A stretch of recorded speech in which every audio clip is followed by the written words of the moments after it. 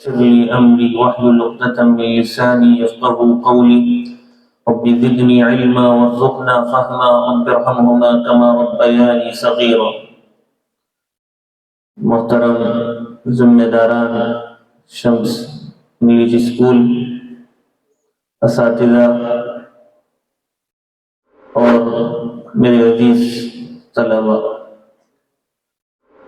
آج کا یہ دن ہندوستان کے لیے بڑی اہمیت کا حامل دن ہے کہ یہی وہ دن ہے جس دن ہم اپنا ماضی بھی یاد کرتے ہیں، حال کی طرف بھی نظر دوڑاتے ہیں اور مستقبل میں اس ملک کے لیے کیا چیزیں مفید ہیں اور اس ملک کو مستقبل میں کیا اندیشے ہیں، کیا امکانات ہیں، اس پر بھی گفتگو کی جاتی ہے.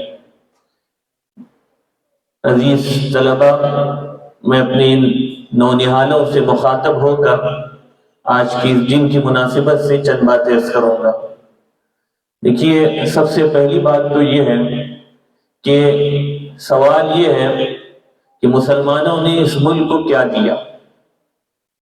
اگر آپ اس کا ایک مختصر جواب چاہتے ہیں تو اتنا کافی ہے کہ مسلمانوں نے اس ملک کو سب کچھ دیا. آپ تاریخ اٹھا کر پڑھیے اور اپنے بچوں سے تو کیا شکایت. آج افسوس کا مقام یہ ہے کہ ہمارے مسلمان سب سے کم پڑھنے والے لوگ ہیں. ہم سنجیدہ چیزوں کے پڑھنے کے اب عادی نہیں رہے.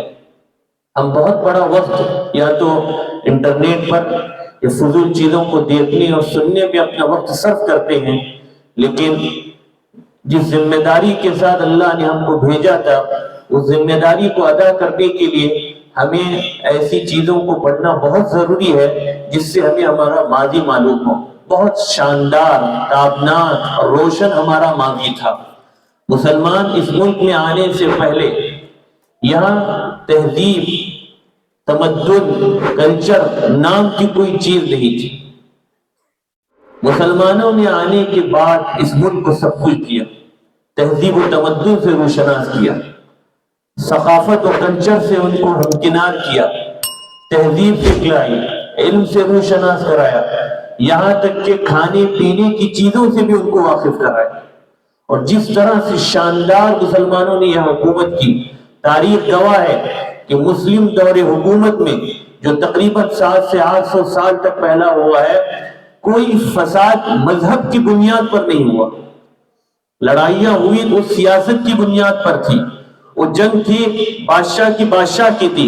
یہاں ہندو مسلمان بھی ہوتے تھے، وہاں ہندو مسلمان بھی ہوتے تھے، لیکن مذہب کو بنیاد بنا کر، تعصب اور نفرت کی بنیاد پر شہریوں کے درمیان کوئی فساد اور فتنہ ہوا ہو، اس ملک میں اس کی مثال نہیں ملتی تھی. اور آج آزادی کے 77 سال ہو رہے ہیں. یہ ہماری تاریخ کا ایک بدنما داغ ہے کہ 25,000 سے زیادہ فسادات اس ملک میں اب تک ہو چکے. ہمیں تاریخ کا جب ہم جائزہ لیں تو اس طرح ہمیں لینا چاہیے. آج جو شکایتیں ہوتی ہے، آج جو الزامات لگائے جا رہے ہیں، آج جو نفرت کی سیاست اور اس کا بازار گرم کیا جا رہا ہے اور مسلمانوں کو ایک بدنما اس ملک کا داغ بنا کر پیش کیا جا رہا ہے، انہیں بتانا چاہیے کہ مسلمانوں نے اس ملک کو کیا دیا، کس طرح سے ان کو آگے بڑھایا اور آج کیا ہو رہا ہے اور ہمیں کیا کرنا چاہیے. اور یہی وجہ تھی کہ آپ نے سنا ہوگا کہ اس ملک کو سونے کی چڑیا کہا جاتا تھا مسلمانوں کے دور حکومت میں. اور خاص طور پر جب مغلیہ سلطنت یہاں پر عروج پر تھی، شاہجہاں، اورنگزیب، یہ وہ دور تھا جب اس کا سورج بالکل شباب کے ساتھ چمک رہا تھا، دمک رہا تھا. تب 7 سمندر پار لٹیرے ڈاکوؤں کی اس ملک کو نظر لگ گئی اور انہوں نے اپنے نمائندوں کو یہاں بھیجا کہ دیکھیں اس ملک میں کیا ہو رہا ہے. جب ان کے نمائندے یہاں پر آئے، تاریخ میں بات ریکارڈ کے ساتھ موجود ہے، شاہجہاں کے دور میں جب انہوں نے ہندوستان کا دورہ کیا اور جب یہاں کی انہوں نے خوشحالی دیکھی، ترقی دیکھی اور دنیا کے اندر اب کس طرح سے یہ ملک بہت تیزی کے ساتھ آگے بڑھ رہا تھا، تب انہوں نے اس بات کے لیے کوشش کی اور ان کے نمائندے نے اپنی انگریزی سرکار کو یہ رپورٹ بھیجی کہ اب وقت آ گیا ہے کہ جو یہ تیار کیا ہوا مال ہے، یہ جو سونے کی چڑیا کہا جا رہا ہے، اس پر قبضہ کیا جائے اور اس کو دبوچنے کی کوشش کی جائے۔ چنانچہ ہم سب جانتے ہیں کہ اورنگزیب عالمگیر رحمۃ اللہ علیہ کے بعد جس تیزی کے ساتھ سلطنت مغلیہ عروج سے اور ترقی سے زوال کی طرف گئی ہے کہ 70 اور 60 سال نہیں گزرا یہ ملک انگریزوں کی جھولی میں چلا گیا۔ اور پھر کیا ہوا؟ انہوں نے کس طرح سے مسلمانوں پر ظلم کیا، اور کون سب سے پہلے جنگ آزادی میں میدان میں کودے اترے اور کنہوں نے مقابلہ کیا؟ ہمیں جاننا چاہیے کہ جو تاریخ ہے انگریزوں کی، جو سیاہ تاریخ ہے ظلم کی اور کالی رات کی طرح گھٹا ٹوپ اندھیریوں والی جو تاریخ ہے، اس تاریخ میں میدان میں اترنے والے تنے تنہا مسلمان تھے، آگے بڑھنے والے تنے تنہا مسلمان تھے۔ 1920 کے بعد دوسرے اقوام کے لوگ اس میں شامل ہوئے اور اس کو شامل کرنے والے بھی مسلمان تھے۔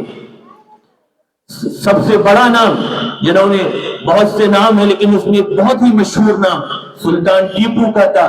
جب ان کی شہادت ہوئی تھی تو جنرل حارث نے ان کی لاش پر کھڑے ہو کر اس نے وہ جملہ کہا تھا کہ آج سے ہندوستان ہمارا ہے۔ آپ غور کیجیے اس کو یہ جملہ کہنے کی کیوں ضرورت پیش آئی؟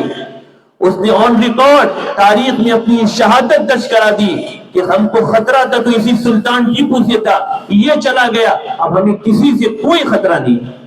اس وقت بہت سے راجہ رجواڑے موجود تھے، اس وقت بہت سے نواب تھے، اس وقت دوسری قوموں کے بہت سے راجہ موجود تھے، لیکن اس نے آنے والی نسلوں کے لیے ریکارڈ چھوڑ کر وہ چلا گیا کہ ہمیں اصل خطرہ جس سے تھا، ہمیں رکاوٹ اگر تھی تو سلطان ٹیپو جیسے بہادر جانباز اور ایک سچے مسلمان اور محب وطن بھی تھی، وہ راستے سے ہٹ گیا۔ آج سے ہندوستان ہمارا ہے۔ اور پھر کیا ہوا؟ 1803 میں 1799 میں سلطان ٹیپو کی شہادت ہوتی ہے اور 1803 میں شاہ عبدالعزیز دہلوی رحمۃ اللہ علیہ نے وقت کا وہ محدث و عالم دین دہلی کی جامع مسجد میں بیٹھ کر اس نے ایک فتویٰ جاری کیا کہ آج سے ہندوستان دارالحرب ہو گیا ہے، آج سے انگریزوں سے جہاد کرنا فرض ہو گیا ہے۔ ایک فتویٰ تھا جس نے پورے ملک میں آگ لگا دی۔ اور پھر اس کے شاگردوں میں ایک بہت ہی مشہور نام حضرت سید احمد شہید رحمۃ اللہ علیہ کا تھا، جو بالاکوٹ کے میدان میں شہید ہوئے اور جنہوں نے افغانستان میں ایک صحیح حکومت بھی قائم کی۔ یہ انہی کے شاگرد تھے جن کو تحریک شہیدین کے نام سے یاد کیا جاتا ہے۔ اور پھر یہی وہ تحریک تھی جو آگے بڑھی اور 1857 میں جو جنگ آزادی پورے ملک میں لڑی گئی اور پوری جنگ آزادی کا بگل بجا دیا گیا۔ ہمیں جاننا چاہیے تاریخ میں یہ بات آن ریکارڈ موجود ہے اور میں بڑے احتیاط کے ساتھ اس فیگر کو آپ کے سامنے بیان کر رہا ہوں کہ 1857 میں، صرف 1857 میں 5 لاکھ مسلم عوام شہید ہوئے، جس میں 50,000 علماء تھے۔ لکھنے والوں نے تو اس سے بڑی تعداد لکھی ہے، لیکن بہت ہی محتاط اندازی کے ساتھ جو بات لکھی گئی ہے وہ 5 لاکھ مسلم عوام صرف 1857 کی جنگ آزادی میں شہید ہوئے ہیں۔ یہ کون تھے؟ کنہوں نے قربانیاں دی؟ جتنا دوسری اقوام نے پسینہ بہا ہے، یہ بات تاریخ میں محفوظ ہے اور ہمیں پڑھنی چاہیے اور اس کا مطالعہ کرنا چاہیے کہ ان سے زیادہ خون مسلمانوں نے بہا ہے۔ اور پھر کیا کیا ہوا بہت اس کی تفصیلات ہے۔ اور پھر یہی جنگ آگے بڑھتی رہی اور مسلمان میدان میں ثابت قدمی کے ساتھ جنگ، اس میں بڑی تعداد میں شریک ہوئے۔ گاندھی جی کو میدان میں لانے والے مسلمان تھے، مولانا محمد علی جوہر تھے جنہوں نے گاندھی جی کے ہاتھ میں قیادت دی کہ آپ آگے آئیے اور ملک کی قیادت کو سنبھالیے۔ اور پھر ان قربانیوں کے بعد اور لاکھوں انسانوں کی شہادت کے بعد یہ ملک آزاد ہوا تھا۔ عزیز بچوں، مجھے بات ختم کرنی ہے اور آپ سے صرف یہ عرض کرنا ہے کہ ایک تو آپ جس اسکول میں اس وقت اس اسکول کو ایک عظیم مقصد کے لیے وجود میں لایا گیا تھا، آپ اس کے مقصد کو سمجھیں۔ آپ کو بہت بڑا کام کرنا ہے، آپ اپنی سوچ کو بہت آگے بڑھائیے۔ اس اسکول کا ایک مشن ہے کہ ہماری نئی نسل کو، ہماری نیو جنریشن کو تعلیم کے زیور کے آراستہ کرنے کے ساتھ ایک بلند مقصد، ایک باعظیمت، ایک باہمت، ایک مسلمان، ایک باکردار قیادت کرنے والا اور ایک ایسی نسل تیار کرنی ہے جو مسلمانوں کی نہیں، جو انسانیت کی خدمت کر سکے، جو انسانیت کی خدمت کر قیادت کی سلیقے کو سیکھ کر وہ دنیا کو ایک راستہ دکھا سکے۔